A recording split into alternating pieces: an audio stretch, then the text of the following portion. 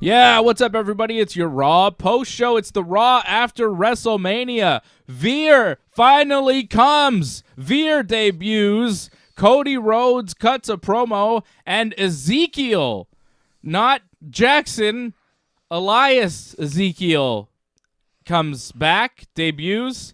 I don't know. Other stuff happened too. Let's talk about it.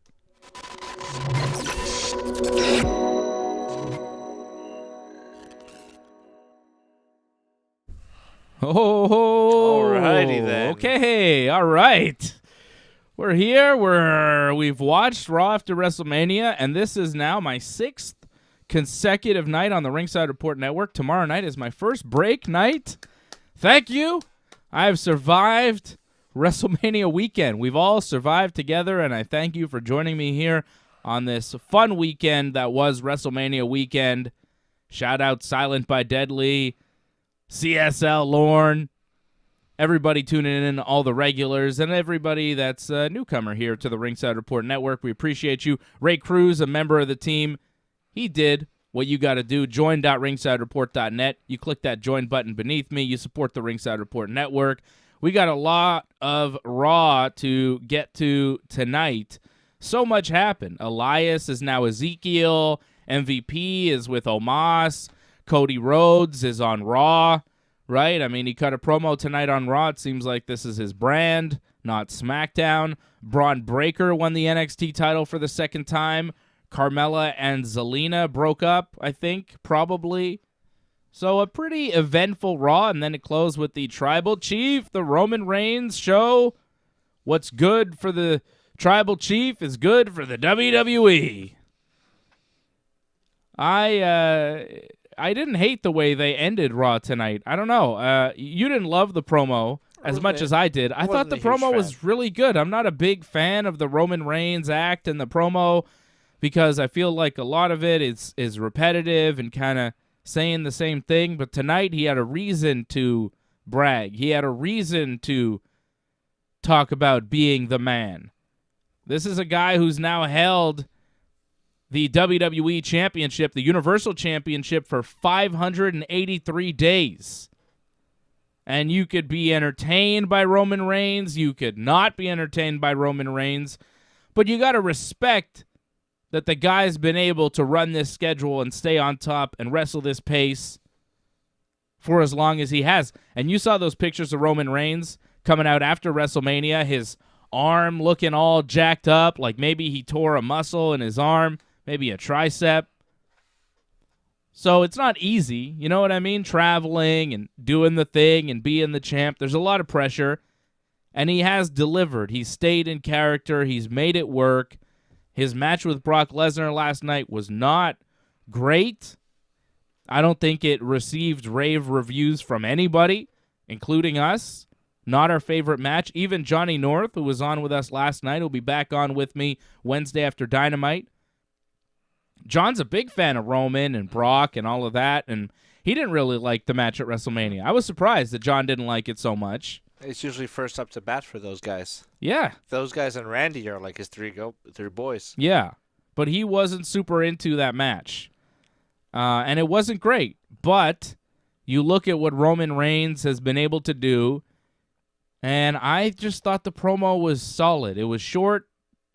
It did what it needed to do. And it ended the show, you know, how WrestleMania ended, with Roman Reigns just posing as the top dog in the WWE. And they established that. They continue to establish that. And it just makes sense. I like it, I think, because it's logical, you know? He's the man. He beat Brock clean last night. Spear, 1, 2, 3, after like a million spears. Comes in. Heyman does his thing.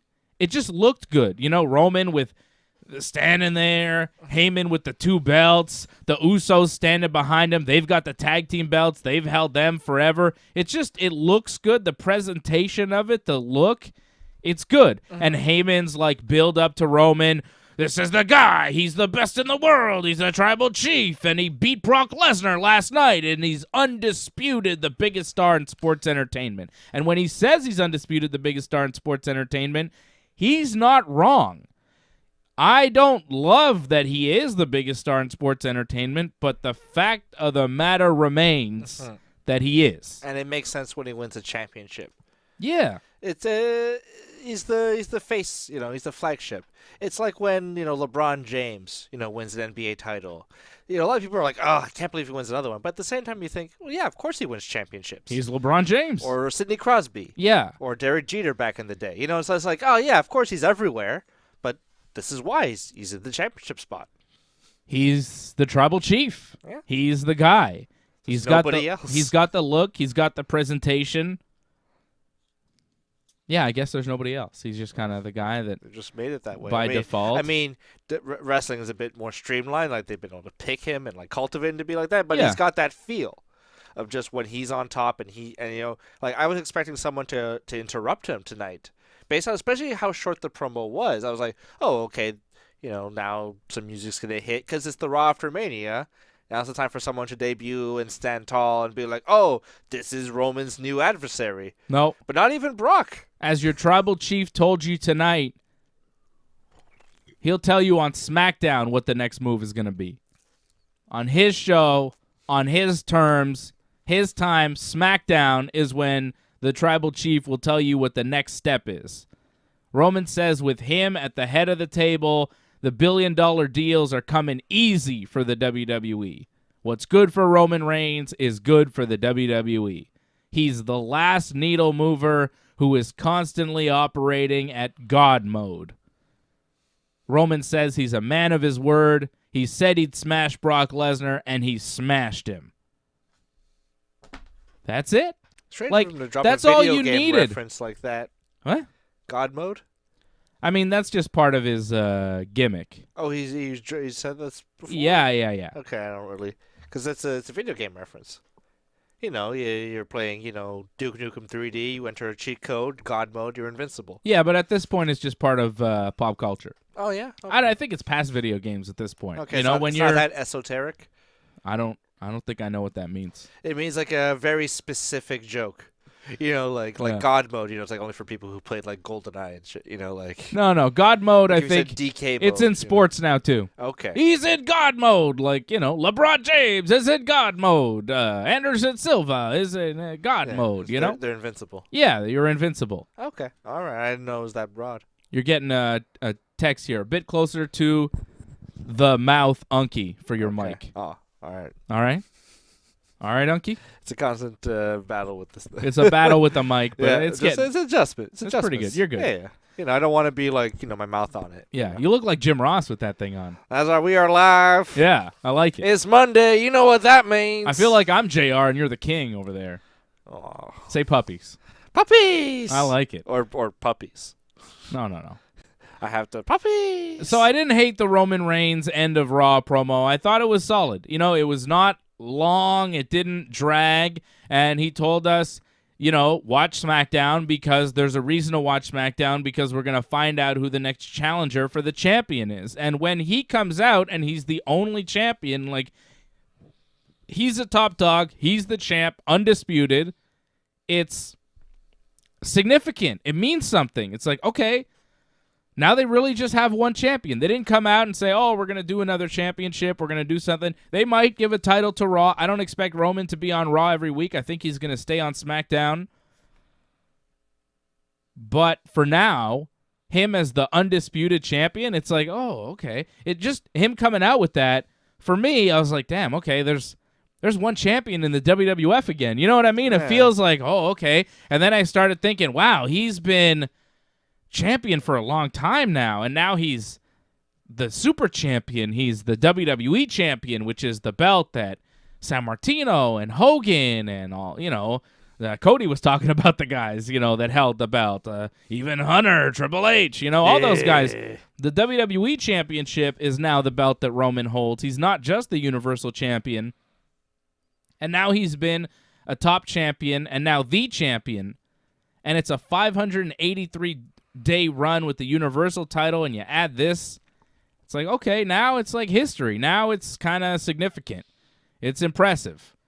It's not easy to be the top guy week in and week out. And to be able to do it for 583 days and to do it how he's done it is impressive. And I wonder, can he beat Hogan's record? Hogan was champion for 4 years in the 80s. 1,474 days. We did the math before the show. If Roman Reigns hopes to beat Hulk Hogan's record, he needs to hold the title for another 2 years. He will need to hold the title until next year's WrestleMania, and then for another year and a half after that. So he'd need like another 2.5 years to tie or beat Hogan's record. But I think he can do it. Leor in the chat says, God mode for Roman Reigns is his new t-shirt. Greatest on a different level. God mode. G-O-D, I guess. Yeah. But he could do it. Like, I see this run now as, okay, well, I don't know if there's a reason to take it off of him until, I don't know. Like, there's no significant guy out there in the company that could reasonably take it off of him in the next 2 to 3 years. Mm-hmm. There's nobody at his level as far as star power. And you could say, well, what about Cody? And maybe. Maybe, but probably Seth not. kicked out of the first Crossroads, so how significant is Cody really? I don't know. Yeah. I don't know. We'll see with Cody, and, I wish him the best, and he cut a passionate promo about wanting to be WWE champion and all of that, but I don't know. Can he beat Roman Reigns? Is he at that level? Is the WWE going to put him there? I don't know. Roman Reigns is definitely the most plausible of all the active wrestlers to go that far. Like, we always looked at the Hogan record as impossible, unattainable. When Punk had his long reign, there was no chance they were going to let him hold it for 4 years. No. When Cena had his long reign, there were so many guys, and he would drop it so often, it just didn't feel like he would ever hit the Hogan level. But now that Roman's held it for 583 days, it's a long time, and you think, okay, well, I mean, he's a third of the way there. He's almost halfway. He has some obstacles. He works a more intense schedule. Mm-hmm. He works a lot more often. The matches. He doesn't wrestle that much. He mostly cuts promos. He does. It's true. When he goes to the ring on SmackDown, they keep him pretty fresh. He mostly cuts promos. That's true, and he doesn't work in a very laborious style. He doesn't take that much punishment. I mean, the Brock match was kind of rough. The Brock matches are tough on the body, but now that he's defeated Brock, now that he's over the Brock Lesnar match, I don't see a reason to take the belt off of him for at least another year or two, because I think you have to keep both belts on him now for another year to face Rock next year at WrestleMania, the Hollywood, the Los Angeles WrestleMania next year. Everybody expects it to be The Rock versus Roman Reigns. If they don't do The Rock versus Roman Reigns next year, they have failed miserably. The head of the table, the head of the family, the tribal chief, Roman says it's him, but here comes The Rock, who is in the same family as Roman Reigns, who's Roman's cousin, and Rock could say, well, slow your roll here, Roman. You're a big star here, but I'm The Rock, Mm-hmm. So that's something significant. It writes itself. It's in Hollywood next year. It's like, okay, they have to do it. They have to do Rock and Roman next year, and if they're going to do that, at this point, I don't see any good reason to take the belts off Roman before that, know? And then when he faces Rock next year, he better damn well beat Rock, retire Rock, and remain and establish his place as the new tribal chief, the new head of the table, the guy, the man. Uh-huh. It's like, that's what you got to do. That's what this whole build. And I'm not saying this because I think Roman Reigns is the greatest wrestler I've ever seen. He's not Bryan Danielson. He's not Bret Hart. He's not that guy. He's not even Hulk Hogan to me. But the WWE has focused so much energy and has sacrificed so many men and so many careers to establish this one guy, Roman Reigns, that to not follow through and have him beat The Rock would be a slap in the face to everybody that has helped build Joanna Hawaii to this point. Everybody that's helped build Roman Reigns would be disrespected if Roman Reigns, their tribal chief, doesn't go and beat Hollywood Rock next year in LA. I think it would be a disrespect. Because what was it all for? What's it all for? To give a big win to Dwayne like he needs it? Like, what's all this Roman build for? If Roman loses to The Rock, I'm out. You know what I mean? Like, you can't build Roman, sacrifice everybody for Roman, just to feed Roman to The Rock so that The Rock could get another win. Yeah, I don't see this being a repeat of and the then they Cena do feud. a Cena thing, and they do it again Twice the next year. No.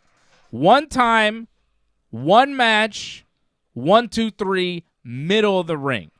One spear, really, I would prefer, but probably not, right? Because what's Dwayne really going to do? It's not like he's going to work a whole match. Like, it'll be finisher, or whatever. Maybe a hug in the ring after or something? Yeah. A hug. Well, maybe not. I don't think so. I think the hug in the ring would be bad because when Rock tried to establish him at the Royal Rumble when he won and he held his arm up and then Roman got booed and then Rock kind of looked at him, I don't think you want to recreate that. I don't think you hug in the ring because you don't want Roman Reigns to look like a good guy. If he hugs Rock, he looks like a good guy. He's beloved by the audience. They loved him tonight. Spit on him. They loved him tonight. Spit on him. I don't think they're going to go that hard. Kick him out of the ring. Disrespect The Rock after you beat him. Show him and have The Rock take the lei and put it on. Or, like, don't disrespect him, but have The Rock be like, tribal chief. Like, crown him. And stand at his side. Stand at his side behind him with the Usos and Paul Heyman. And Roman standing and there Brock with the Lesnar, belts. He's on Roman's side now. Everybody bows down to the king. That's what you do. You have The Rock lose to him and then say, you're the tribal chief now. Boom. You're the man now, dog. Right? That's right, just like Sean Connery said. That's right. I think that's where you go. And, that's how I feel about Roman Reigns. It's not that I think he's the greatest ever, but because they have put out all their eggs in the Roman Reigns basket, keep it going. Keep it going. Have him beat Rock next year. Definitely not lose to anybody over this next year. Don't lose a match. Nothing. You beat everybody already. Poor Big E at Survivor Series, you know what I mean? God damn. Jeez. You beat everybody, so keep beating everybody, because at this point, there's nobody that you really have to lose to. You don't have to lose to Seth. You don't have to lose to Kevin Owens. I'm seeing Bobby Lashley, Drew McIntyre. These are not guys that Roman Reigns should be losing to at this point. There's no need. Is Drew McIntyre going to be a bigger star than Roman Reigns in pro wrestling? No. Is Bobby Lashley? No. Is Kevin Owens? No. I like Kevin Owens. I think he's great. He was amazing with Stone Cold. He stole the show. He's way better than Roman Reigns in every way, but that's just not how the cookie crumbles. That's not his role in this show. Now he's got to put Ezekiel over. Ezekiel Jackson. Like, we were hoping. You can't look at the WWE anymore as like, I want my favorite to win, and it's not fair, and it should be more merit-based and sport-based. You got to look at it as, this is a TV show. Roman is the lead character, and how do you make this lead character more impressive, And that's really what it is. It's all the storylines. Once you understand that, and everything else is just, filler, you can have a good time. And the filler can once in a while, steal the show. Like Kevin Owens did with Stone Cold Steve Austin. Not to say that was filler, but that was the night 1 main event. Wasn't the night 2 main event. You know what I mean? Like, the show really revolves around Roman. If WrestleMania was a one-night show, Roman and Brock would have still closed that show, and Austin and Kevin would have been somewhere in the middle. Kevin Owens is like a Frank Costanza. He's on, in times. When he's on, it's fantastic. Yeah. But it's not his show. Yeah. Not to say that Jerry Stiller is is a worse performer than Jason Alexander or Jerry Seinfeld. He's not a great comedic performer, but the show's about Jerry. Yeah. It's not called Jerry Stiller. Yeah. It's Jerry Seinfeld. Jerry Stiller is great. Yeah. Some of our favorite moments are his. That's a good point. Well, that's it. Like, just because it's the Roman show doesn't mean there's not a good Kramer character like a Sami Zayn that you could enjoy, Yeah. Angelo Contagona says he's nowhere near the level of Hogan, Hart, or Danielson. I agree. I would throw a lot of guys above Roman Reigns. Like, if we're talking about greatest of all time, top 5, top 10, he's not there for me. He's not there for me at all. He might be there for some other people, and I think it's, who you grew up watching. Would he even be, like, top 50? Not for me. Yeah, like 50? No. Because you could come up with a bunch. Oh, man. I mean, I could come up with 20 wrestlers that I prefer over Roman Reigns off the top of my head easily, and some of them you'd be like, him? And I'd be like, yeah, Santino, Yeah. You know what I mean? Like, plenty of guys I like over Roman Reigns. Dandy. Most of the guys on this show that we saw, I like more than Roman Reigns. Cody Rhodes, Kevin Owens, Rey Mysterio.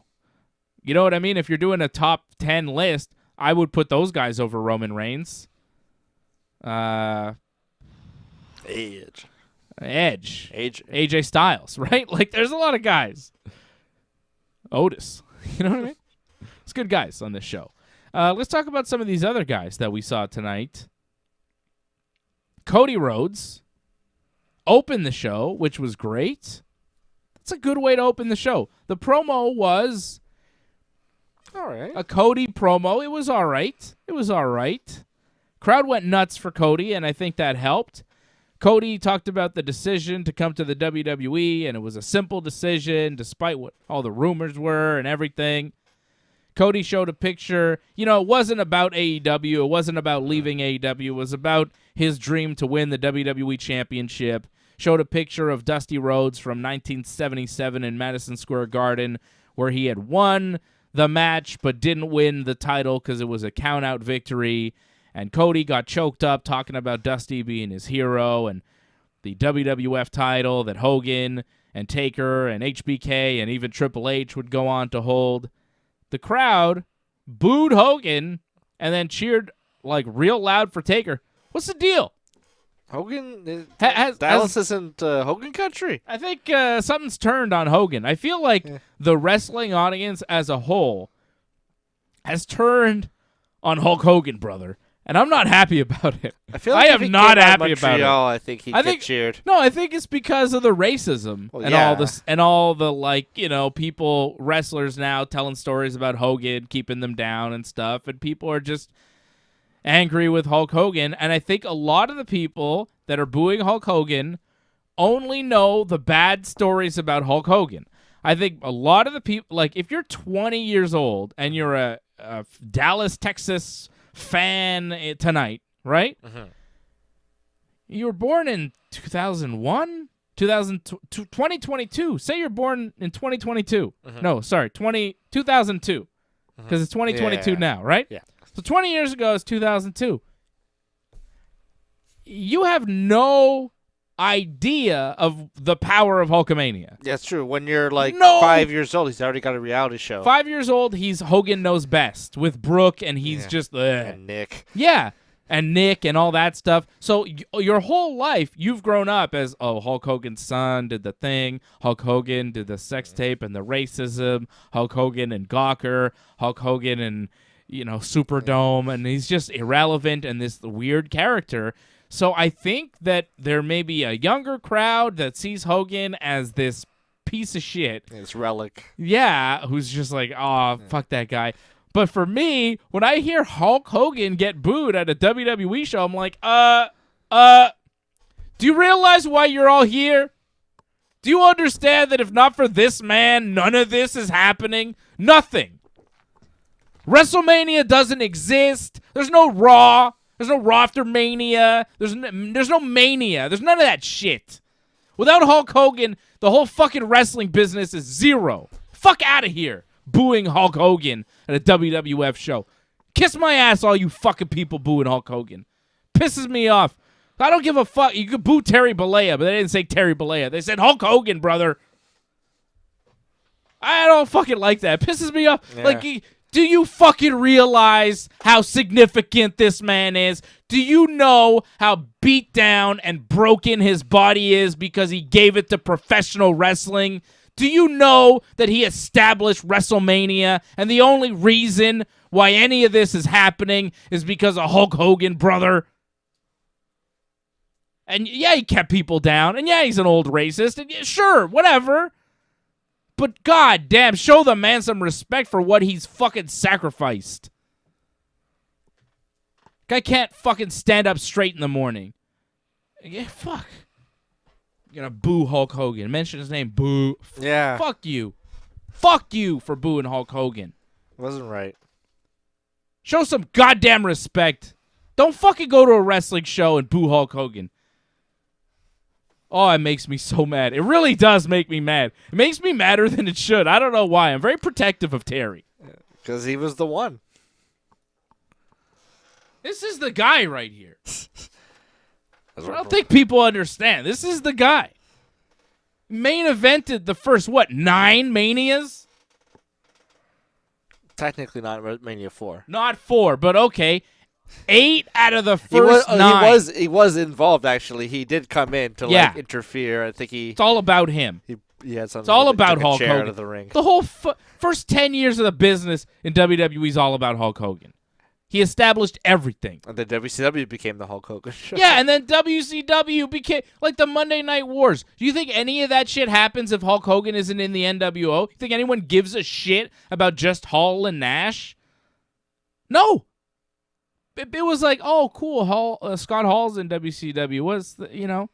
But when Hogan joined up with them and turned, it was like, what the fuck? Like, mind-blowing. Change the fucking business. Boo. Fuck you.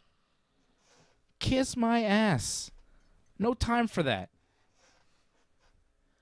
Especially after WrestleMania. You know what I mean? The night after WrestleMania, you're going to boo Hulk Hogan. You love WrestleMania, but you don't like Hulk Hogan? Well, I think you're a little confused. Acknowledge him. Yeah, boo Vince McMahon, too, while you're at it. Sure, fucking do that. Boo Mr. McMahon, but don't, What the fuck? Anyways, I was talking about Cody, but it really pissed me off, man. Me too. Big boos for Hulk Hogan. Hey, you can Who are these motherfuckers booing Hulk Hogan? You should get fucking leg dropped. You should get a big boot and a leg drop. And if you've never been in an arena where you've seen a big boot and a leg drop, you have no fucking clue. Oh, man. If you've never seen the big boot and the leg drop. The shirt tear. If you haven't seen Hulk Hogan rip his shirt off and flex for 20 minutes while everybody's on their feet going absolutely nuts, you don't fucking get it. Yeah. You don't get pro wrestling. We've spent over an hour of our lives on our feet on cheering. On our feet. And he's just standing there going you? And it wasn't just us either.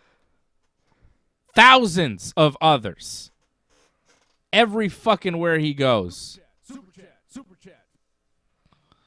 Doug Hepburn dropping a super chat. He says, preach, Dave. Next thing they'll be booing Miz.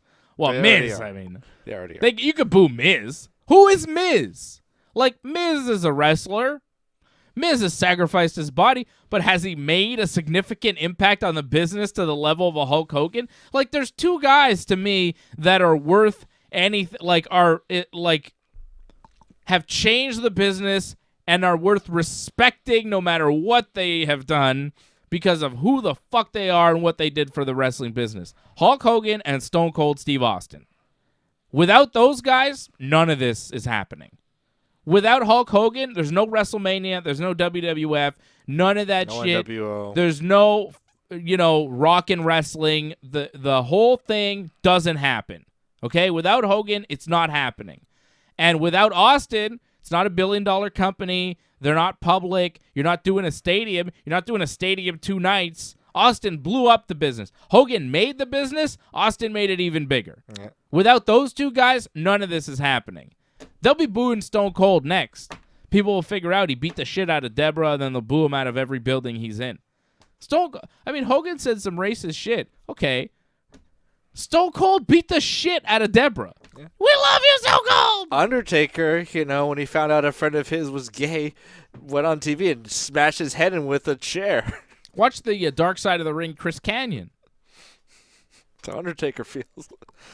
We love you, Undertaker. But Hulk Hogan is where we draw the line because he's famously racist, right? What the fuck, man? You got to choose your battles. Like, if you're going to boo Hulk Hogan, you got to boo Stone Cold. You got to boo Undertaker. Ric Flair. Boo everybody. Boo all the wrestlers. Boo Matt Riddle. Boo everybody. Boo Randy Orton. You think it's nice to shit in a lady's bag because she wouldn't want to have sex relations with you? You think that's nice? I don't think that's nice. Boo Bradshaw. Boo everybody. Yeah. What the fuck? Boo Vince. I mean, yeah. He's in charge of all of this, right? Don't boo Cody, though, because he's like a 35-year-old man, so he didn't live through any of that shit. But Dusty, I mean, who knows? But Cody loves Dusty because he's his daddy, baby. Cody is the... Daddy, baby. That gives me an idea this summer. Daddy, baby. Cody Rhodes in Daddy, baby. So he talks about being WWE champion, and he's like, and, the dream died, or did it? He says, I can't give the belt to Dusty, but I can put it around the waist of the American Nightmare, and I'm going to do it for myself and the American Dream, Dusty Rhodes. So it was a whole promo about Cody wanting to win the title for Dusty. And then Seth Freakin' shows up and dances around, and they sing his song.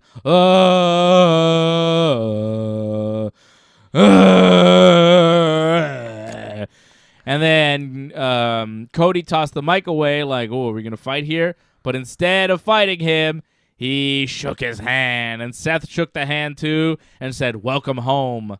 And then walked away. And it was a nice little moment. And that opened Raw. It was cool to see Cody and the entrance. And the promo was, good. And he stated his intentions on wanting to be the champion and doing it for his daddy. And, it's nice. But you ain't fucking with the tribal chief, Codester. I mean, I don't think it's happening. Yeah.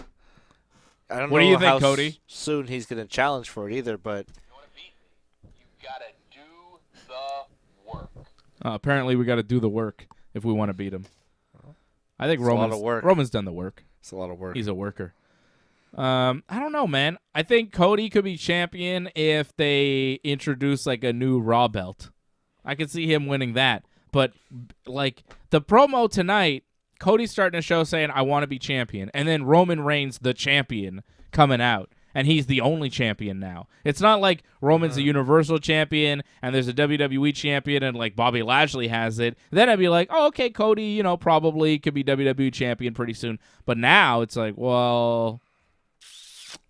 Yeah, they're stuck. You came at the wrong time for that one, buddy. Yeah. You're going to have to wait.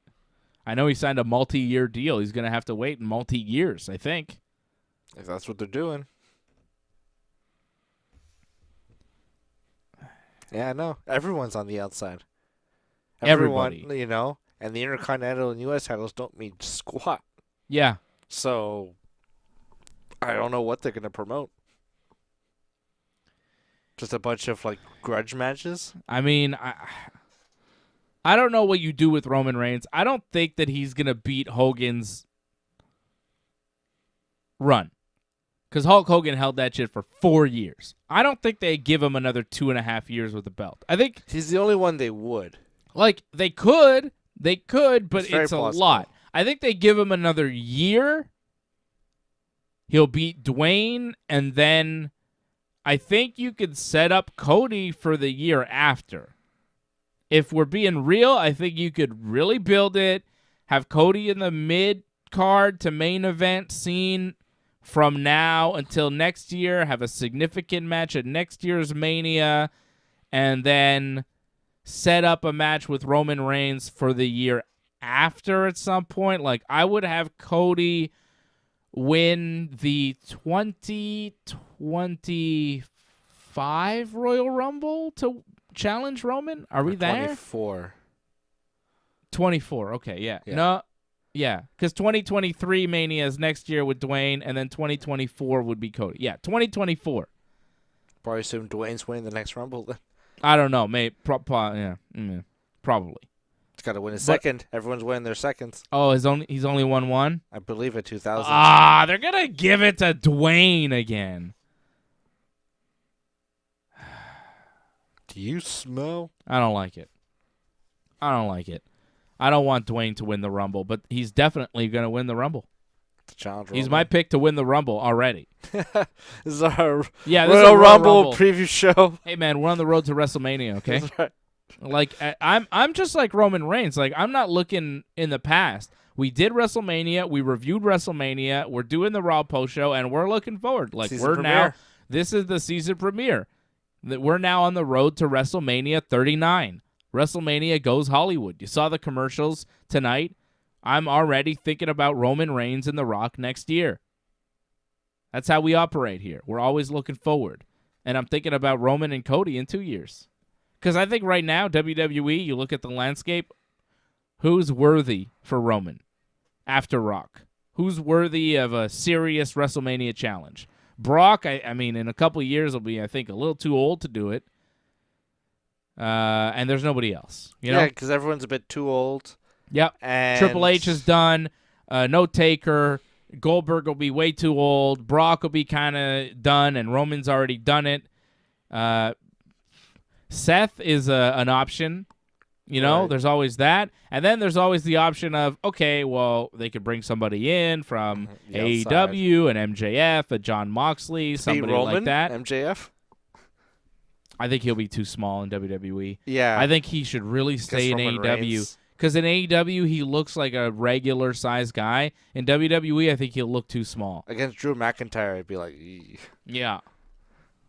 Yeah. But, I don't know, like, unless, I mean, like, looking right now, like, we're always able to be like, oh, okay, looks like this guy in a few years is going to get a push. He's in the lower cards now, like an edge kind of guy. You'd be like, okay, he'll probably do some big things later. There aren't many of those guys right now. Like, you could maybe say a Braun Breaker, or depending on how successful Gable Steveson is. He's a bit of a wild card. Jason Pete in the chat asking, any chance they go with Orton or Owens? I don't think they go with Orton as a guy to beat Roman just because of the age factor. Randy's in his 40s at this point. I think to have him beat Roman would be going backwards, and there's no reason to do that. And Randy doesn't want to work that hard. And Kevin Owens, I just don't think is a guy that they look at in that way. He had his program with Roman. He didn't win. I don't think they look at Kevin Owens as a top guy. I think they look at him as a significant player, but not as a top of the card guy who's going to be your champion, Like a Roddy Piper. Yeah, Owens is like a Roddy Piper, which is a good example. He's not Hogan. He's a Piper. He had a big match at Mania with Stone Cold, and it was a big deal, but I just don't see it. I don't see it with Randy. I don't see it with Owens. I could see it with Seth. I could see it with Moxley if he comes back, and I could see it with Cody right now given his current character. But he's in going 2 years, who knows? Well, that's it. He's going to have to maintain. He's going to have to maintain that level, and already, I don't know. The promo was okay, but like it felt way bigger at Mania when he wrestled. But the promo tonight was like, okay, cool. What's next? What happens next? I don't know. Apparently, Cody is wrestling Kevin Owens in the dark match tonight after Raw, lucky fans getting to see that. That's pretty cool. But I think Cody wrestling is a good thing. Cody talking is all right, but he's got the fans on his side, and I feel like the more he talks, the more people will be like, all right, Cody.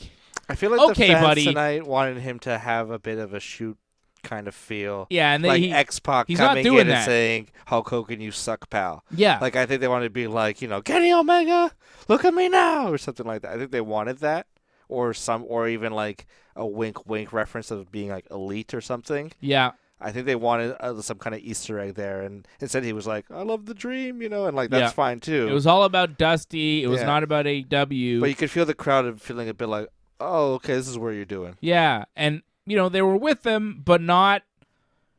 I don't think they loved it. And then Seth coming out, like, it's kind of a feel good story for Cody right now. Like he was in AEW and. He got released from the WWE. He went out. He made himself a big star. He comes back to the WWE to live his dream and be WWE champion. And here's Seth Rollins, who's a bad guy, but they had a tough match. And Seth's going to shake his hand and welcome him home. And Cody's going to do this emotional, nice guy promo. And Cody's a babyface and love Cody, And I think if you do too much of that, it's going to happen like what happened in AEW. And the fans are going to be like, yeah, all right, dude, come on.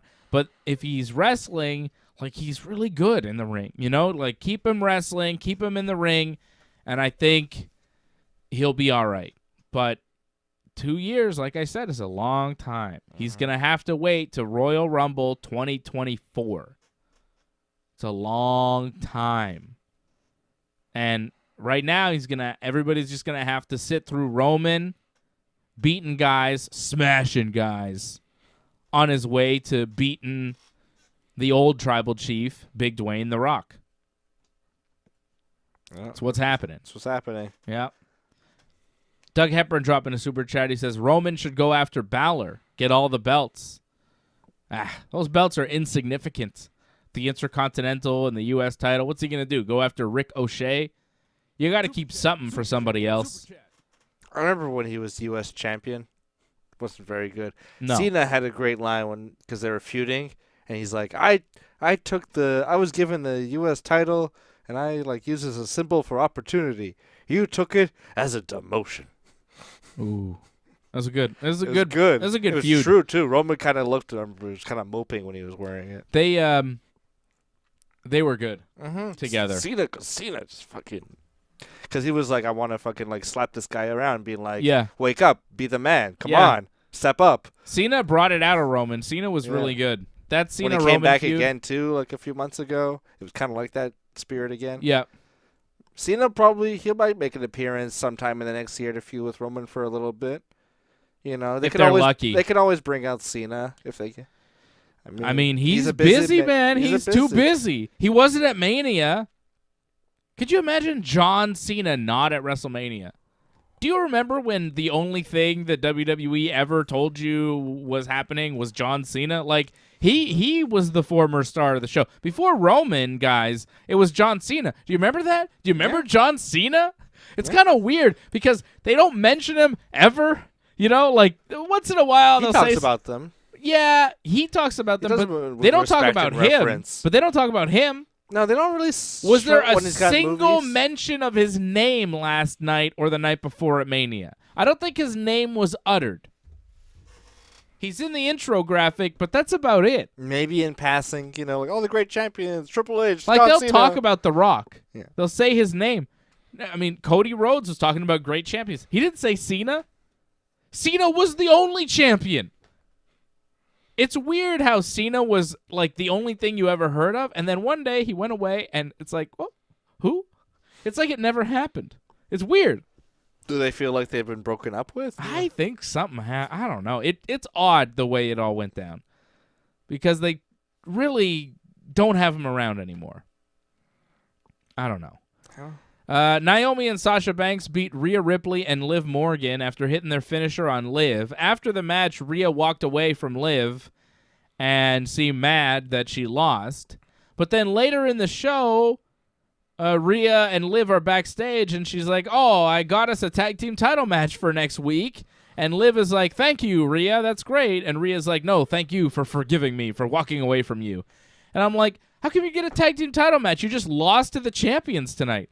Something tells me Rhea's gonna do something she's gonna do something cruel. She'll attack jump her. off the apron and then attack her and be like, you really thought, Yeah, this is a setup. Yeah. But she kind of had a little smirk when she said it. Yeah. So Rhea Ripley has set up Liv Morgan for a match. But how come the WWE has granted them a tag team title shot after losing to the champions? I understand Rhea Ripley being like, hey, we're gonna have a match next week, but I'm gonna turn on you. But what about, you know what I mean? That's obvious. What about WWE saying, well, hang on, you lost to the champs tonight clean. Natty and Shayna have next up. In a non-title match, that I think was billed as like a championship, like if you win, you get a title shot. Yeah, but they lost. Yeah, they said something about championship contenders match, but they lost. So why do they still get a tag team title shot next week? They have very few other teams. It made no sense. But they have Natty and Shayna. Yeah. I guess they're on SmackDown. Yeah. Well, I think Natty's on SmackDown. Oh yeah. So and Nikki Ash doesn't have a partner. who else was in that match? Wasn't it a 4-way? Well, yeah, Zelina and Carmella. But they broke up. Broke up tonight. Right. Zelina and Carmella were supposed to have a match together, but then Zelina decided to just cut a promo on Carmella. It was weird. They're like, oh, we're about to have a match. We're going to see who our opponents are. But first, I have to say something to you, Carmella. You're awful. You're the reason that we lost the WWE tag titles at Mania. You're preoccupied with yourself, and you're with a man who's a fool for marrying you, and I think he's very handsome. And it's like, everybody knows you're married to Aleister Black, Zelina. What the hell is that? I like your impression. He's very handsome. Very handsome. Hey, Corey Graves, come over here, baby. Give us a kiss. Yeah, and then Carmella's like mad, and she's like, well, I thought you'd be a bridesmaid, but I guess not anymore. And then she poked her in the head, and Zelina attacks Carmella, and then Carmella goes to Corey Graves, who stands between Zelina and Carmella, and then Zelina just walks away, and Corey sits Carmella on his chair, and then they make out / lick each other's tongues. It was super gross. I'm not going to show it to you guys. I don't want to show you how it was vulgar. I didn't like it. I wonder if they kiss like that for real all the time. Like that's how they normally kiss each other. Or they were just doing it for TV. Because it was like it looked wet. Like it looked like it made a mess every time. And I'm like, who does that? I don't know, man. People in pornos, I think. I don't know. It was very like that kind weird of thing. It was like I'm gonna stick my tongue as far down your throat as I possibly can. Lick your teeth. I'm gonna lick your teeth and your tongue, and I'm gonna keep doing it over and over again. And I was kind of like, that's sexy. Yeah, I don't know. It was like it just looked wet and gross, and they just exaggerated. They showed it for so long. They just kept the shot for so long, you know. There's something about WWE makeout sessions that are always like that. Like Lana and Bobby Lashley was also very Ziggler too, and Lana. Very tonguey. Edge and Lita. Yeah, I guess Vince tells them like, stick out your tongue. I want to see a lot of camera has to see it. Yeah, I'm the camera. I don't know. It was weird and a little creepy, and I didn't like it. I didn't like it at all. I don't need to see Carmella and Corey Graves make it out on TV. But I guess Carmella and Zelina are no longer a tag team. Although I feel like they've broken up before and attacked each other, and then they made up. Yeah. Right? During their run as champions. So I don't know if this is actually the breakup of Carmella Zelina, or it's just the breakup for now because they wanted to do a segment, and next week they'll realize, well, we're not going to push them as single stars, so let's put it back as a team. Like, what the hell? What's the point? Because they're each pointless in their own unique ways. Each uniquely useless. Ugh. Kevin Owens is good. I like him. Owens cuts an in-ring promo. He says, Stone Cold is still great. You know, you got to be great to beat one of the greatest superstars in history. He went into the match with a bad back, and he was lifting a lot of weights the day before the match, and he hurt his back, and he should have gone home, but the WWE Universe needed him for a great main event for WrestleMania, and that's what he gave us, and it was a great promo from Kevin Owens, lots of passion. And then Elias came out. Well, the screen flashed Ezekiel, and I was like, I feel like it was exactly how Ezekiel Jackson looked. For you old school fans, you will remember Ezekiel Jackson, who did not look like Elias. But when a white guy showed up, I was like, oh, it's not Ezekiel Jackson. It's some other guy. I was like, oh, is that Elias? What's happening here? But when the screen flashed Ezekiel, I swear when Ezekiel Jackson used to come out, the screen flashed Ezekiel in the same way. I feel like they use the same graphic. So when that thing said Ezekiel, I was like, Ezekiel Jackson? Why is Ezekiel Jackson interrupting Kevin Owens? What the hell? Is he back? Because after he left wrestling, I don't think he really did it again. No. He was so jacked, man. Yeah. They had plans for him. I really liked Ezekiel Jackson. I was disappointed that they didn't do more with him. He was Intercontinental Champion. He beat Wade Barrett. He was part of the core. Ezekiel Jackson was cool. I don't know whatever happened to him. Like, I guess he got released, but I'm not sure why it kind of fizzled out. I never heard any stories about Ezekiel Jackson being bad or a bad guy or anything. I've never heard anything about him being a good guy. I've never heard anything. I never heard any wrestlers in any interviews ever mention that he ever existed. The only story, there is one story that, I mean, he doesn't do anything in it, but he is in the Fuck On Me story, the Cody Rhodes Fuck On Me story. He was in the match. He doesn't do anything. Right. And Cody doesn't say, like, it was Ezekiel's fault. Or like, Ezekiel said something after the match or nothing. There's no anecdotes about Ezekiel. It's very strange. Maybe he just wasn't that interested in wrestling, and then they figured, we're not going to push you, and fired him. I don't know. I like Ezekiel Jackson. I miss him. I would be a lot happier if it was him tonight than Elias. Yeah, that was and Kevin Owens is like, he comes out, Elias comes out, he's got no shirt on anymore, he's in trunks, and of course, he's got no beard. So he looks very different with no beard. And his hair, it looks similar. Well, you still kind of have like long and like kind of flowing. Like this was like a surfer kind of haircut, like kind of like shorter, wavy and like. It was shorter and not as greasy. I think you usually have greasier hair. He had a different. He had a different look. He looked like Sean Stasiak. Yeah, kind of. And Kevin Owens is like, Elias, is that you? And Elias goes, no, I'm not Elias. I'm his younger brother, Ezekiel. And Kevin Owens is like, yeah, I don't know about that. I'm not buying it. And the fans are like, yeah, it's Elias. And then Ezekiel's like, no, I'm Elias's brother. And he's like, hey, you took a stunner at WrestleMania. And Kevin Owens is like, look, I don't like you. And you've got 10 seconds to get out of my ring.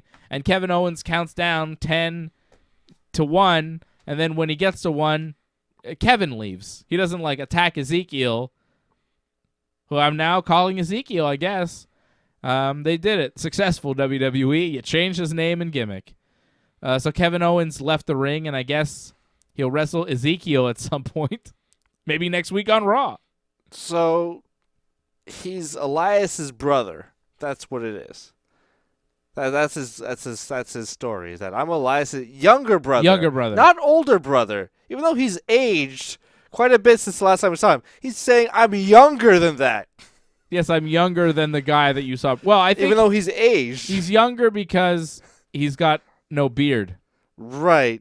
See, everybody thinks that you're older than me because you've got more beard. But I'm not. I'm older than him. Considerably younger than you. Yeah, well, not considerate. Let's take it easy. Okay, I'm sorry. About 5 years. All right. It's not. It's significant. Yeah, it's not 10 years. But still, so that's his gimmick. And like, what is his thing going to be going backstage and everyone going, "Hi, Elias," and like, no, I'm Ezekiel.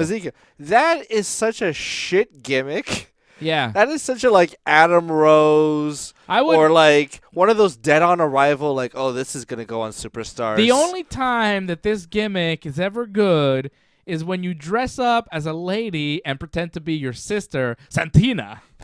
That worked. That worked. Santina? Santina kind of worked. Miss WrestleMania? It kind of worked. I kind of wish it was still just Santino. Like, the hog pen match? Come on, brother. I mean, Santino was better than Santina. Yeah. But it worked. Yeah, but they drew it out for a long time. It wasn't my favorite. Like, it's probably like my least favorite part of the Santino run. But, you know. Will Raleigh says, Elias looked weird, no beard. Jack, though, looked good, younger than before. I mean, he's not younger than before because no one is ever younger than they were before. That's impossible unless you have some sort of time machine. Well, however, if he says that. Does he have a time machine?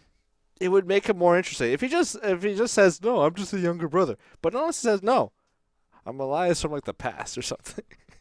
That's like a Matt Hardy situation going on. I don't know. I mean, he can't carry it. That's another thing, too. He can't carry it. I feel like Elias looked less jacked than he was before. Yeah.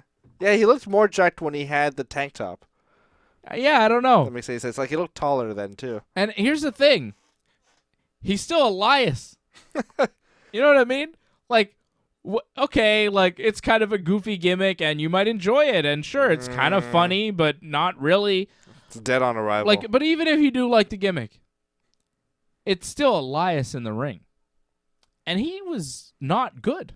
So, I can't be too excited about this. I mean, we're wondering where is Elias, but I really just thought they'd release him because why repackage him and keep him? But they kept him. So he's good for him. Clearly not dead weight, obviously. Oh, he's very significant on the show? I don't know.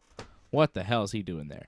Anyways, he's Ezekiel now, and we'll see if it works. I don't think it will. No. The Miz beat Dominic Mysterio, and it was the first time that I actually cheered The Miz getting a quick win. Skull-crushing finale in about 90 seconds on Dominic Mysterio. Exactly how Dominic should lose all his matches in about 90 seconds. But Dominic's had like competitive matches with other guys. It's kind of weird that Miz just squashed him, right? Hey, the competitive match against Seth Rollins, didn't he? Yeah. Oh, well. Dominic is getting de-pushed, maybe. I don't know. Veer Mahan came out after the match and beat up the Mysterios. Veer put Dominic in some sort of half-camel clutch, and Dominic was tapping out. It was a weird-looking finish, but Veer looks great. What a look. What a guy. Veer was coming. Veer has come. Veer Venus. He's here. Anyone see a video of a wasted Tony Storm? No, I've not seen that. Is that on her OnlyFans? She gets drunk for you? Veer will wrestle Rey Mysterio on Raw next week. Oh, my God. I mean, dream match, baby. Veer versus Rey? I've decided I'm a big Veer fan, all right? What are you going to do? He looks cool. He didn't look great in the ring as far as what he can do, but his man. His facial expression needs a little work. Yeah, but his look, man. His look. Amazing.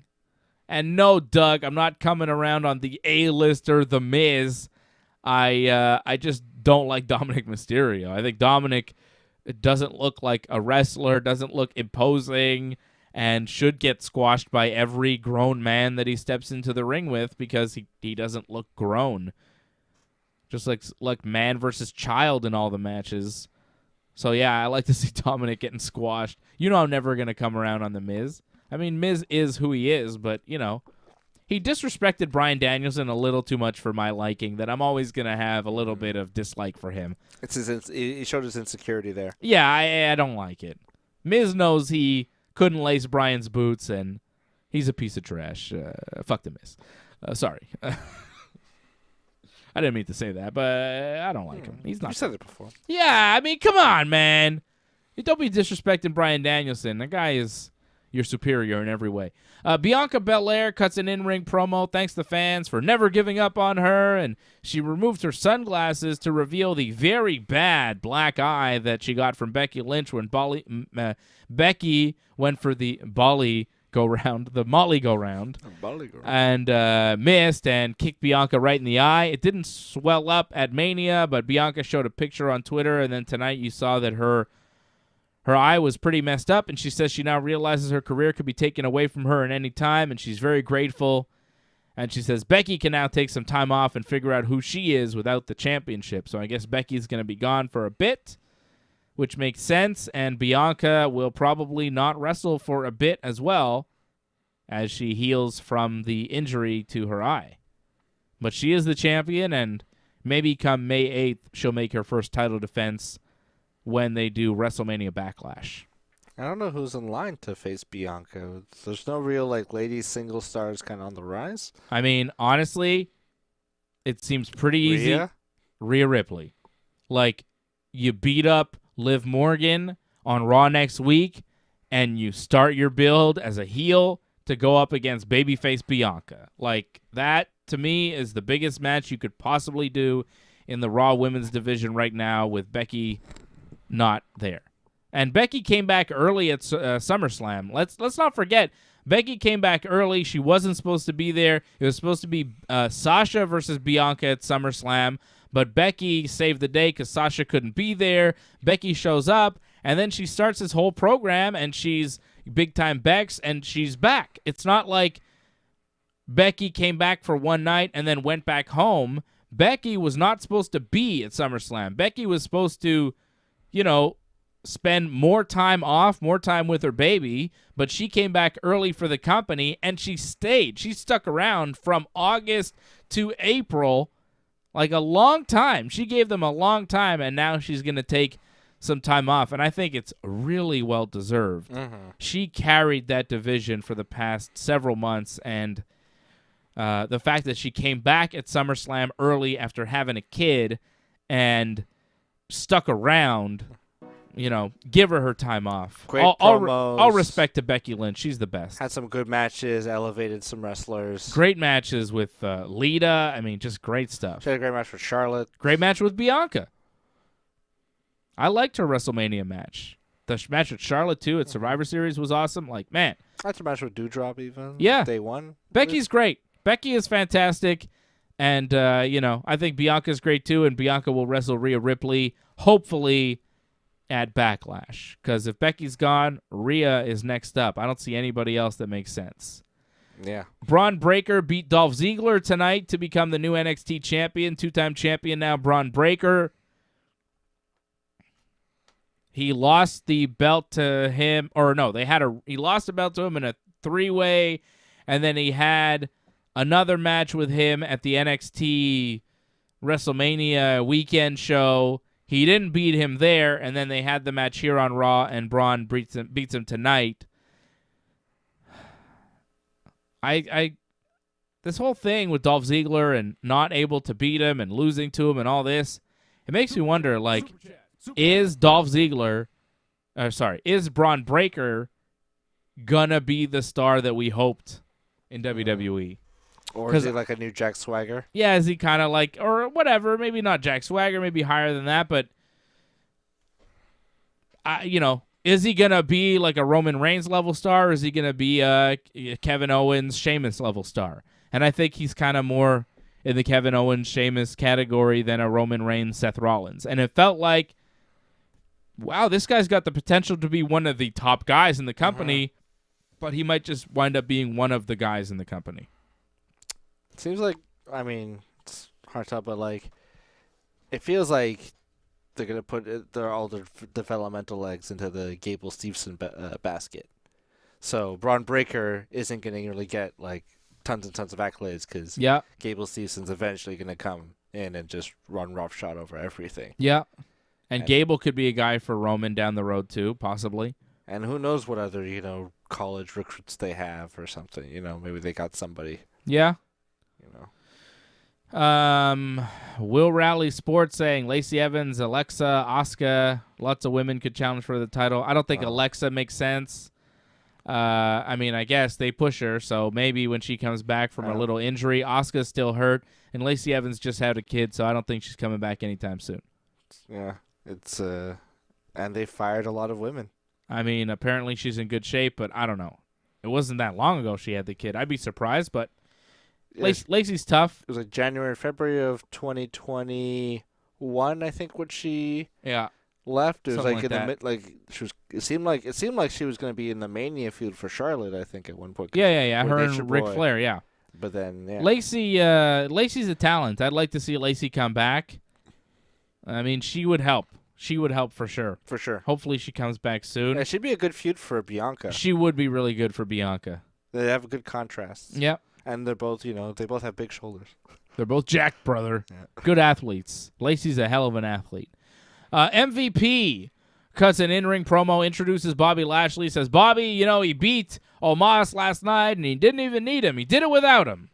And that's foreshadowing. MVP, I don't think, was too happy about that Bobby didn't bring him out for WrestleMania.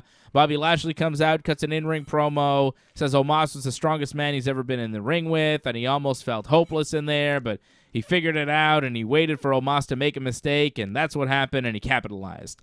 Omos comes out, and he says he wants his freaking rematch, and it was a fluke. And then MVP hits Bobby Lashley from behind with the microphone, starts punching Bobby Lashley in the face. Omos attacks Bobby. MVP directs Omos to do clotheslines in the corner to Bobby Lashley.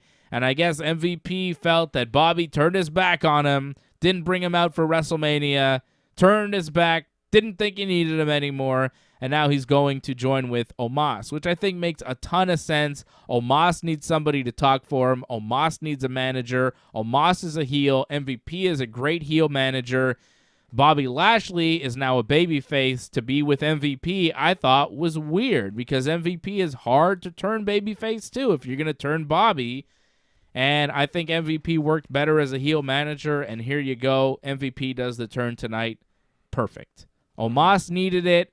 Bobby needed it. MVP needed it. Gives MVP a fresh coat of paint, gives Omos a new look, and it gives Bobby Lashley a new purpose and a new run as a babyface, and a good little feud here with Omos and now MVP. Adds a wrinkle to it, you know? That was a well-executed segment. Yeah.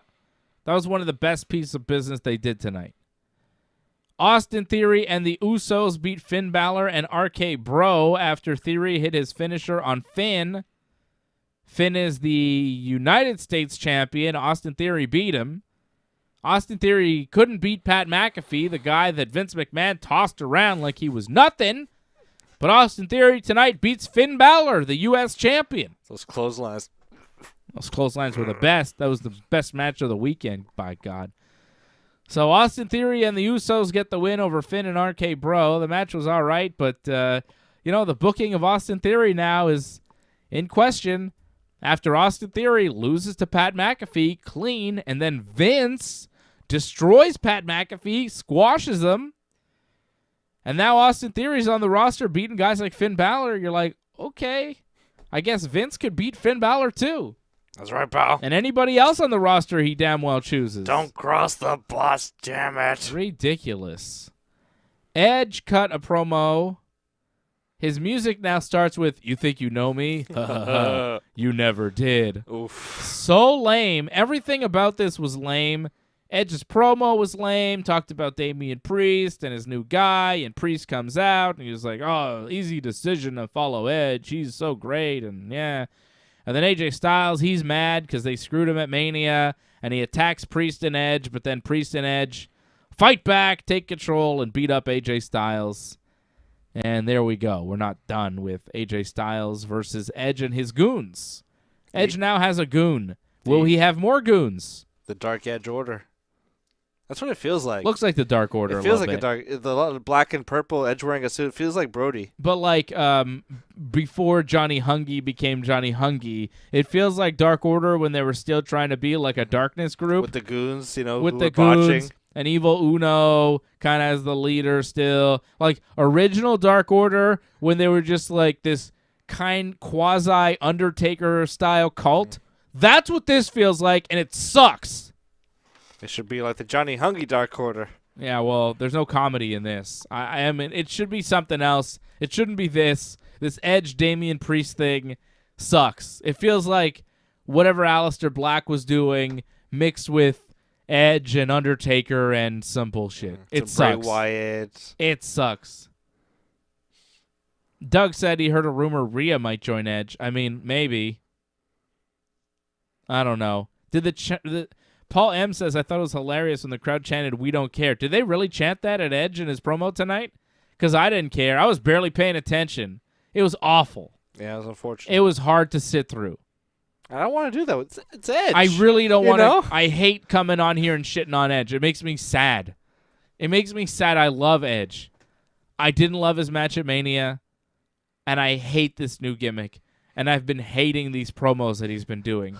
And I love Edge so much. You never did. I'm sorry, Edge. I'm sorry. I did think I knew. Like, I don't want to talk about him anymore because it hurts me to shit on this man that I've loved for so many years.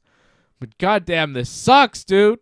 Be the R-rated superstar again. I hate this. You and Beth. I know you got to change. You got to evolve. But, yeah, you and Beth was cool. Everything you've done up until this point, up until the feud with AJ Styles, everything you've done in your whole career has been great. Why now? Why now? Bring back the Rob Zombie theme song. Yeah, why do you have to do this to me, Adam? Come on, man. Everything you've ever done has been great. The Brood, the TLCs, the Rated R Superstar. Everything has been so good. The comeback, the matches with Randy, everything you've done has been great. And now this bullshit with the suit and the blue lights. Edge. Why?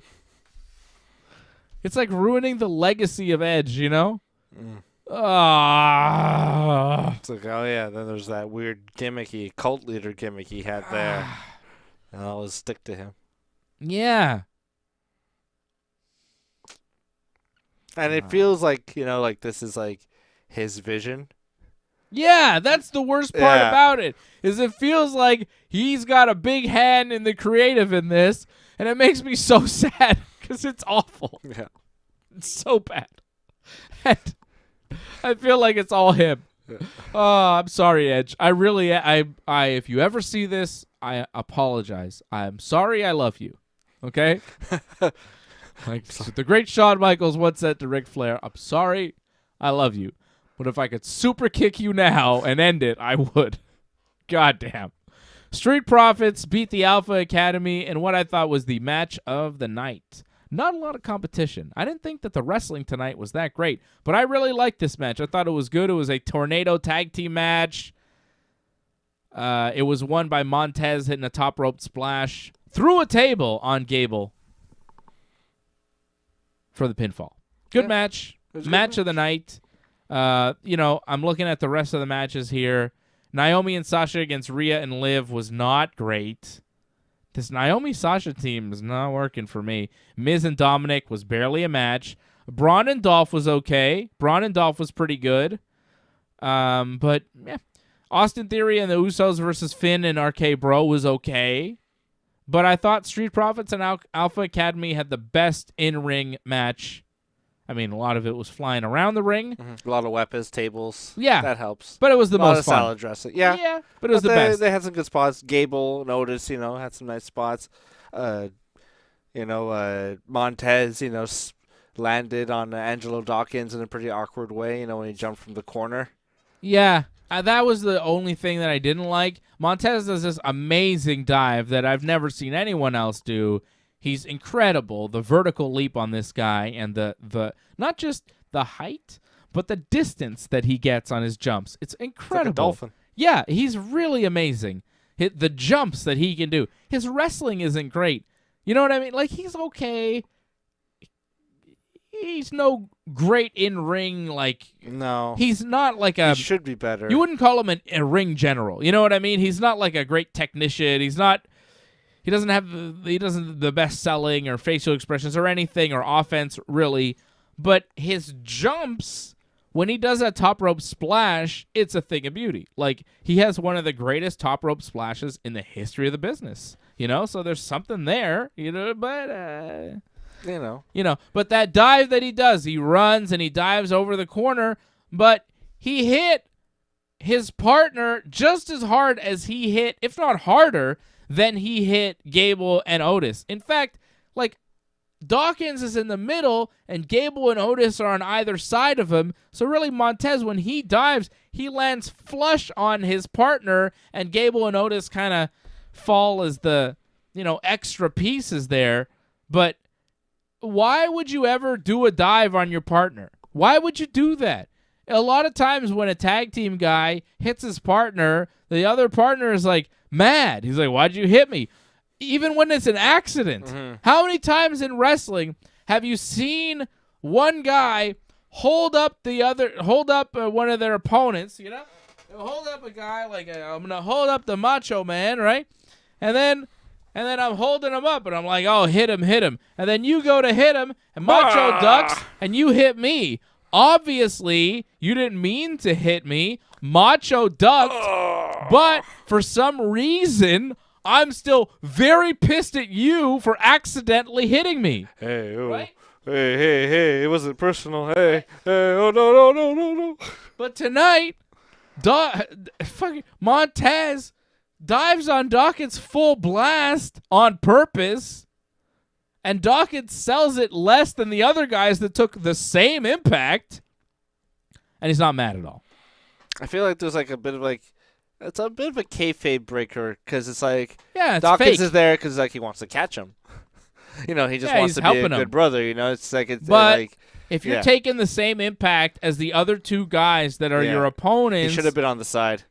You could sell it like Otis should have been in the middle. I don't know. Well, yeah, you can't be right in the middle taking most of the impact. A, B, you shouldn't be there at all taking any of the impact because you're on the same team. You shouldn't take any of it. You should find a way to push Otis into Gable so that they're together and you're not there when Montez hits.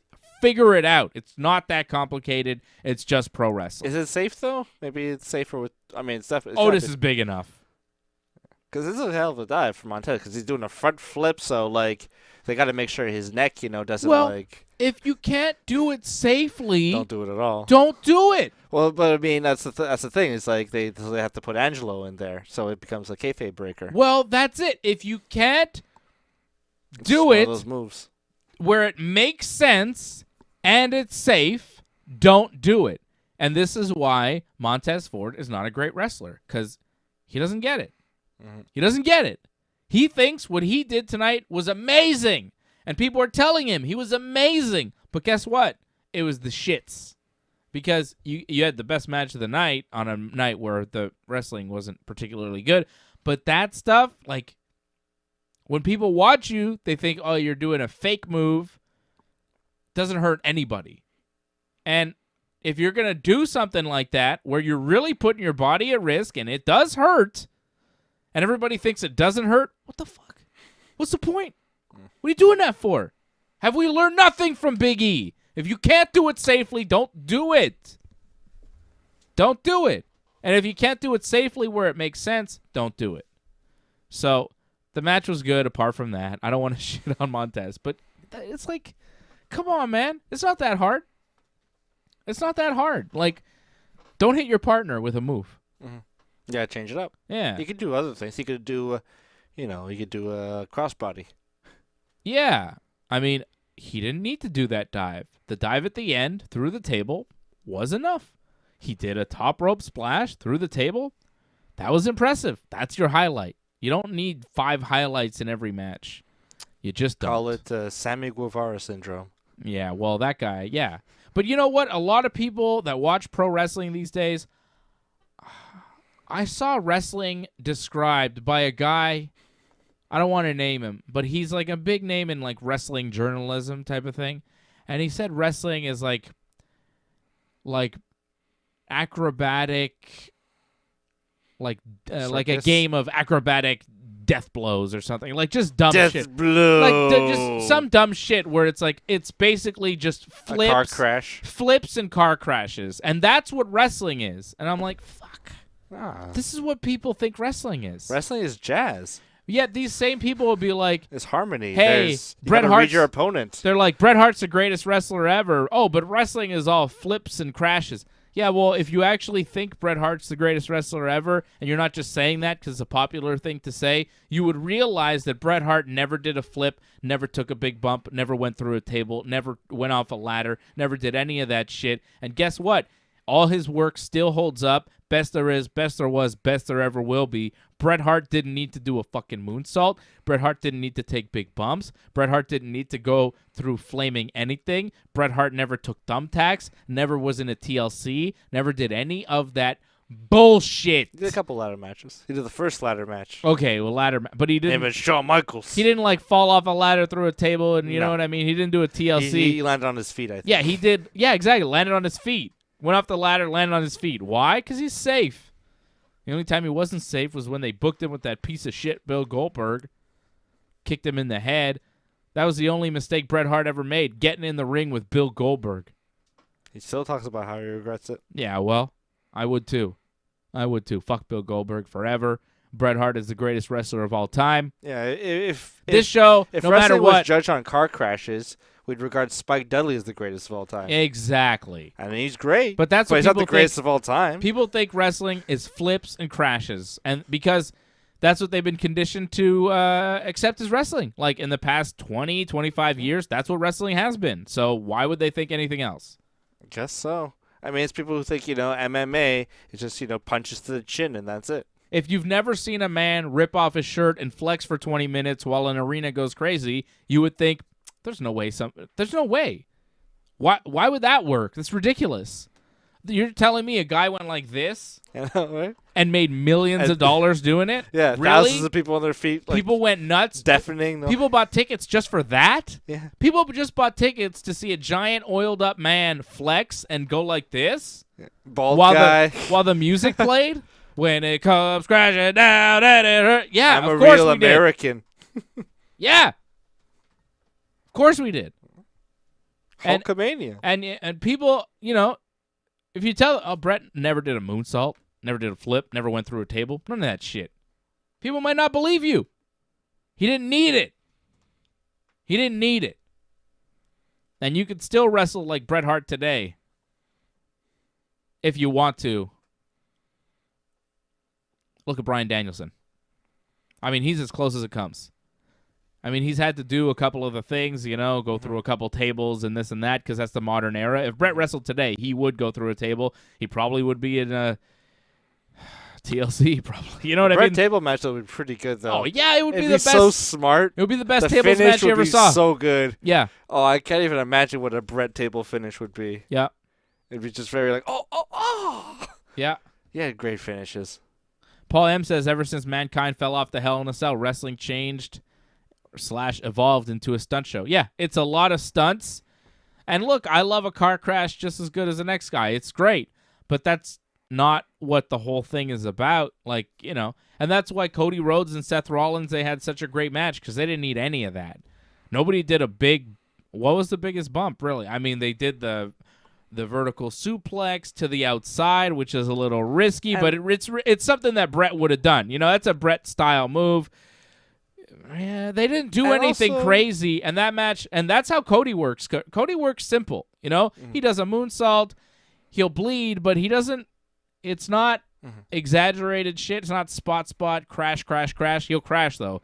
He does crash, but that it's got an old school feel. And the Foley, Seth Cody match had an old school feel. Foley was an artist though. Like Foley, he was like beyond like just the crashes. Like no. Like there was so much hit, like the storytelling and just the Ric Flair called him a glorified stuntman, and I think that's very disrespectful to the wrestler that Mick Foley was. He took it back, I think. Yeah, he took it back because it's not true. He wrestled a hardcore match with him and saw. Look, a lot of guys do deathmatch style.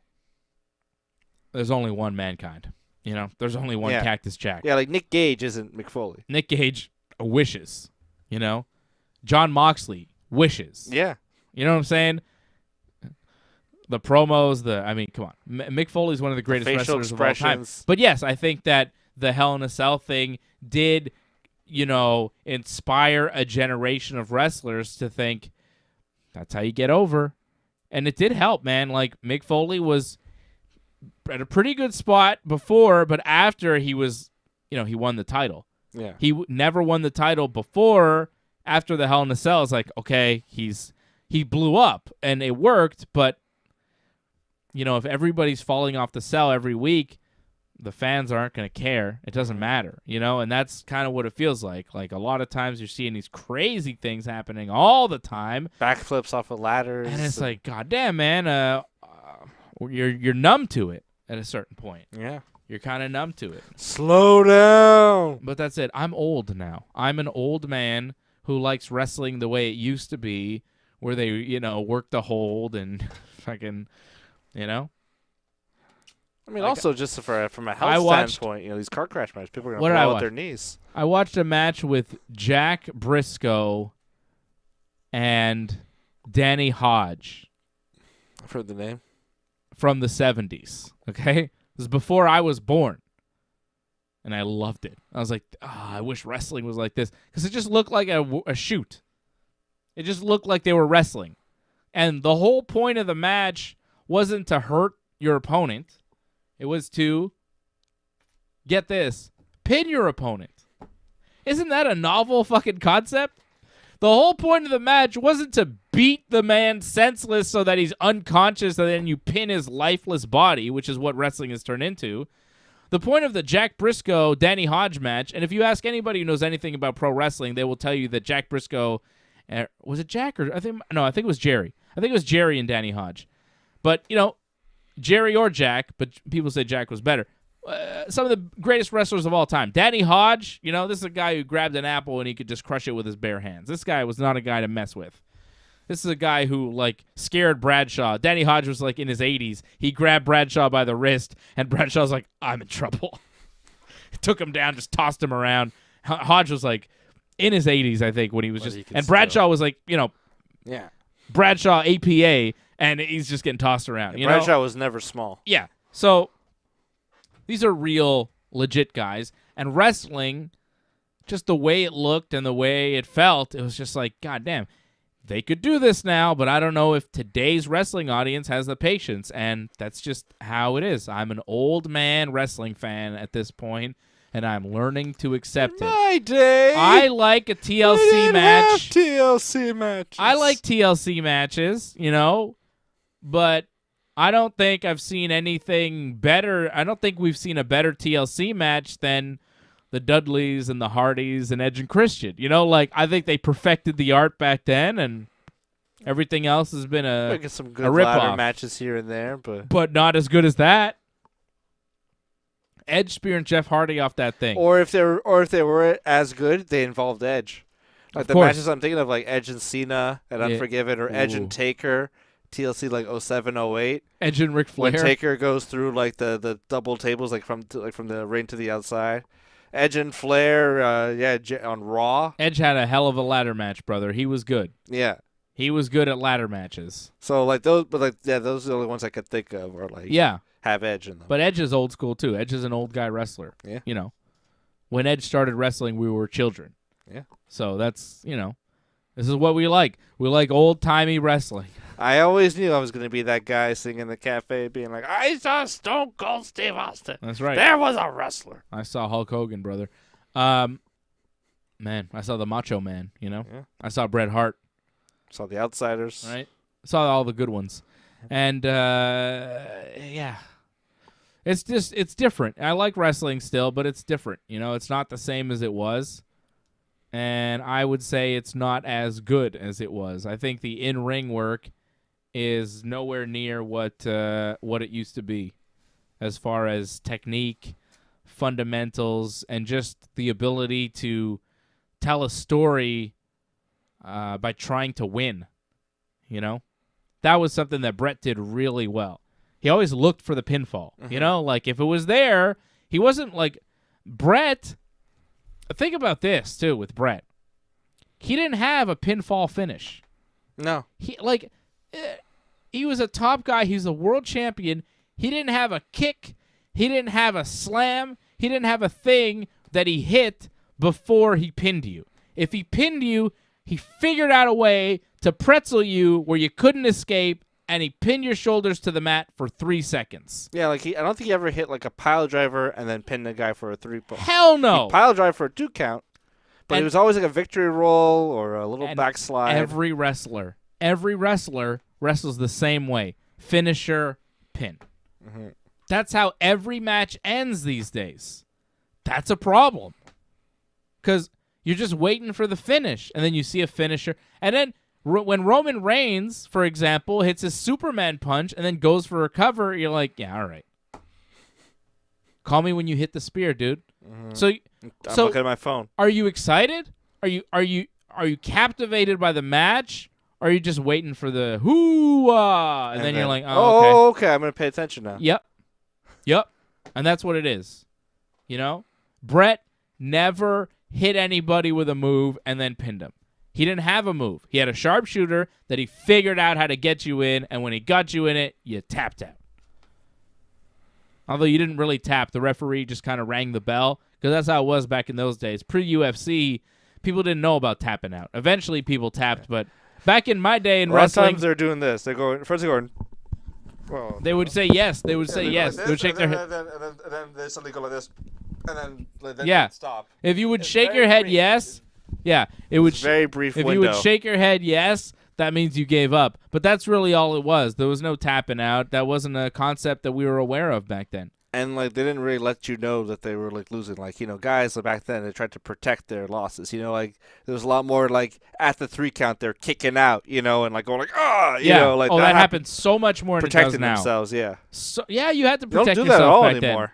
Then. Don't do it at all. Oh anymore. no, it's different. It's different. Yeah. Wrestling is so different than the wrestling that we watched growing up. And we're in our 30s. Yeah. Imagine guys that are like in their 50s and 60s. Like, I hear Jim Cornette going crazy all the time, and I'm starting to sound like Cornette at this point. You know what I mean? But I hear him going bananas about wrestling and how da-da-da-da.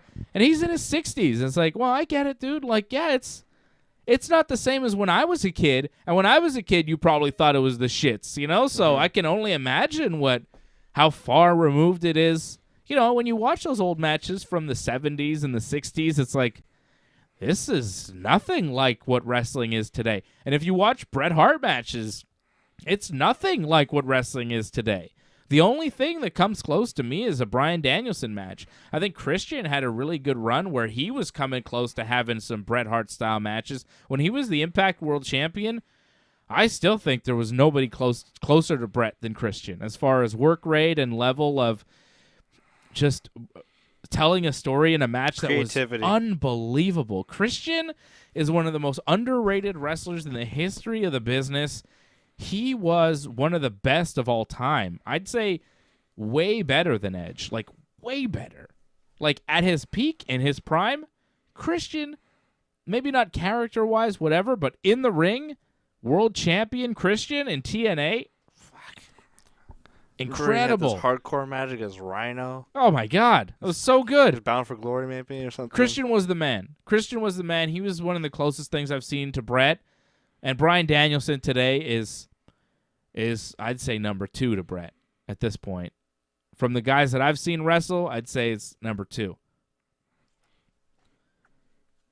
And Franco says who's to blame, the wrestlers or the teachers. I don't think anybody's to blame. It's just the way the wrestling business has evolved. You can't blame one guy or one moment or some people, or it's the wrestlers that are doing this, or it's the teachers, or it's the fans. The fans have a part in it. It's everything. It's just how wrestling changes throughout the years. Hulk Hogan wrestled differently than Roman Reigns, and it's just a different style. And you look at the WWF in the 80s compared to WWE today, it's unrecognizable. It's a completely different look as far as how the guys wrestle, and it's not anybody's fault. No.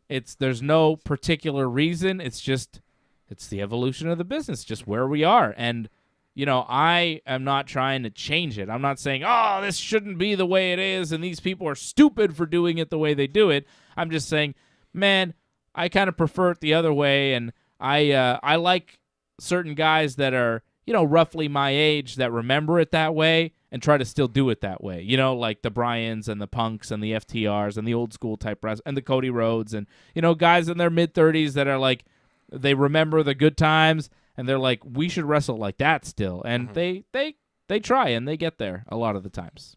But a lot of the guys, take the, Hogan, Shawn Michaels, finishing 5 moves of doom, finisher routine kind of thing, Yeah, I mean, that's what's popular, and that's what's easy, and that's what they tell you to do. That's another thing. I mean, they tell you to do that. Hit your finish, and then, have your little routine, have your... Yeah. I mean, the finishing move, it worked for Hogan. Shawn Michaels never won with the elbow drop, No, that's it. I mean, Shawn had the super kick. Hogan had the leg drop. And, when they hit that move, it was over. Warrior had the splash. I mean, a lot of guys, even back then, they had finishing moves. But I don't know. They didn't spam them. It was no. Well, that's it. If Hogan hit you I'd with say if maybe Hogan, Shawn was the first one to do like multiple super kicks in a match. Mm-hmm. Hogan, you're not kicking out of the leg drop. He hits it. That's it.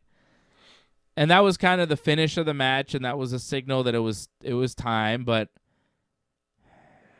I feel like it was only the turning point. It was only like the bigger stars that did it, but now it feels like everybody has a finishing move, and that's how they win their matches. I don't remember everybody having this finishing move that was like, oh, he hit this, and now it's going to win. That wasn't how it was back then.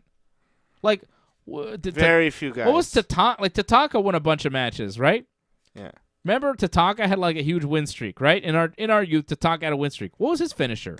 I mean, the video game, it was like a running forearm. Yeah, or but I don't think shoulder Tatanka tackle. He didn't have shoulder tackle because he didn't have a finisher because he just won matches. However. A lot of guys didn't have finishers. If they were submissions. Like a guy like Tatanka today, a new guy that would come in, they're trying to push, and give him a win streak type of thing. He'd have a finisher. He'd have some kind of swinging neck breaker. That'd be established that would have a name, like Austin Theory has his thing and whatever. Everybody's got a move now. Everybody's got a finisher. And they all have fancier and fancier names. Like Shawn Michaels, before he had the Sweet Chin music, he had in the first Royal Rumble game for SNES, he had the back suplex, and I don't remember him using that as a finisher that much. Maybe he did. Yeah, I thought it was a super kick. Every match now, or nearly every match, if it's a clean finish, it's hit you with the finisher, 1, 2, 3. And it's overdone. It's just, too same. But that's it. We are done. We have recapped Raw and then some. We've recapped Raw and wrestling as a whole. Yeah, I think. That's philosophical right. about we are done. Ring psychology. I've talked enough wrestling for a weekend. Thank you very much. We did the WrestleMania preview on Friday night. We did the WrestleMania Night 1 post-show Saturday, WrestleMania Night 2 post-show Sunday, and now the Raw after WrestleMania post-show is in the books. It is wrapped up. And I get a break night tomorrow night, but I'm back on Wednesday night, as always, after Dynamite with Johnny North to recap everything in AEW, and then back Thursday with AJ and Freddie to talk about UFC 273. We're going to preview UFC 273 coming up, Volkanovski versus the Korean Zombie, and Aljamain Sterling versus Piotr Yan coming up on Thursday night, 8 p.m. Eastern Time for Ringside Report MMA. And then Friday night, Johnny and I will be back for Wrestling Uncensored. And then Saturday night, we'll do the watch-along for UFC 273. So I get one day off tomorrow and then several days on in a row. So that'll be fun. Stay tuned here on the Ringside Report Network. Don't forget to like this video. Leave a comment. We like the likes, and we like the comments. The comments help as well. And subscribe to the channel and click the bell for notifications if you have not already. Shout out to Harold Schneider for dropping a super chat. Did I mention Harold Schneider before? Harold dropped a super chat before. I don't know if I mentioned him. Thank you, Harold, for that emoji super chat. That was a while ago. Harold, was the latest super chatter, but Doug Hepburn is the super chat leader for the night. So thank you, Doug and Harold, for supporting the Ringside Report Network tonight. And shout out to all the members in the chat here tonight. Seeing a lot of you: Ray Cruz, Angelo Contagonis, Leor, Doug Hepburn, Harold Schneider. Who else did I see? A lot of members. Jason Pete out in Mexico.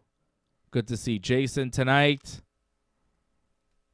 A lot of guys. A lot of members.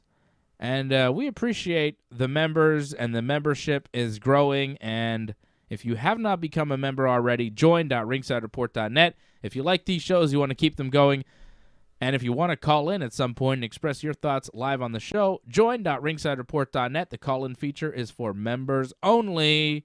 Join.ringsidereport.net. Members only? Members only. All right. See you Wednesday night after Dynamite, right here on the Ringside Report Network. Please join in and give your support to Ringside Report Network. We've been providing expert coverage and commentary on both pro wrestling and MMA for over 15 years. Go to ringsidereport.net/support to find out more ways to support the channel.